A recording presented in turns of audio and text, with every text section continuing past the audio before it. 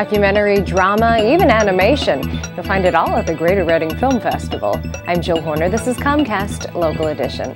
With me this hour is Connie Leinbach. Thanks so much for being with us, Connie. Well, thanks for having me. Talk to us a little bit about the Greater Reading Film Festival presented by the Berks Art Council. What's the idea behind this fest? Well, it's specifically to just promote the art of film. I mean, the Berks Arts Council promotes jazz, music, visual arts, poetry, and so we wanted to promote the art of film. And this is our fourth edition of this event. We have all independent films. The first year we started out with films specifically about Reading. The second one was films made from movies, but we really wanted to go the independent route because that's what most film festivals are. It's all independent films. And so this is the second year we're having all independent films. Many different films to see. In fact, so many that you won't be able to get to all of them, even though you can get a pass to see many of these films. But let's talk about some of the prize winners. Okay. Euphoria is a film out of Mexico. Talk to us a little bit about your first prize winner.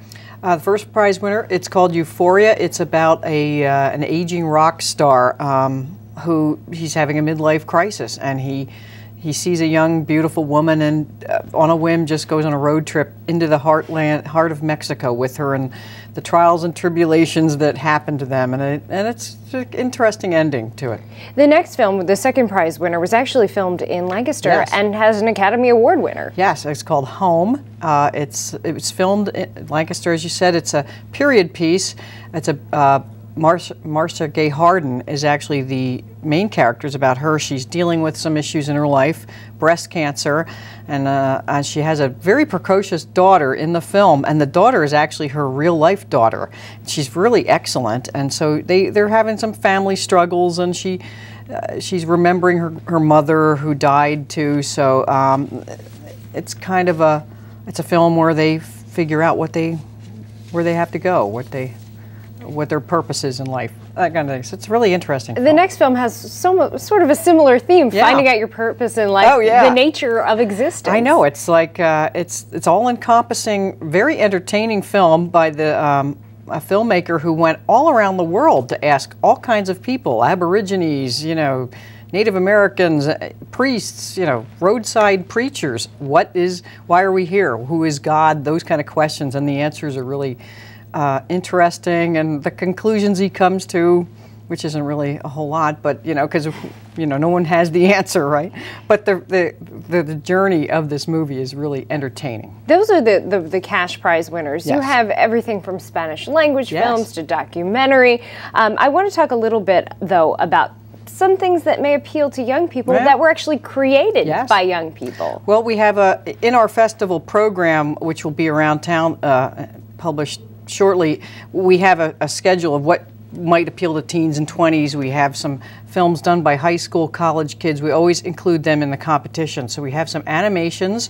One, it's called Squabble. It's by a high school kid out in California. It's claymation. It's a very interesting film.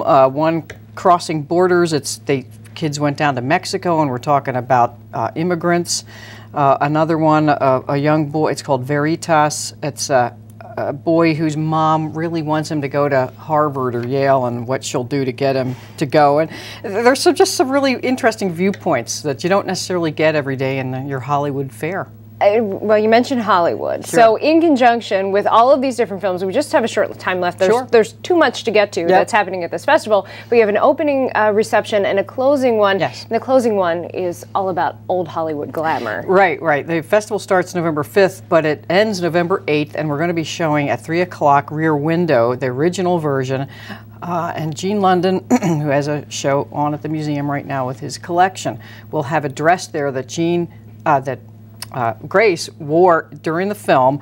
He will be there to talk about it, and then we'll have a reception afterwards. All right, and we should get our tickets in advance. All of this happens November 5th through the 8th. Thanks so much for being with us, Connie. Well, thank you for having me. We've been talking with Connie Leinbach of the Berks Art Council. I'm Jill Horner.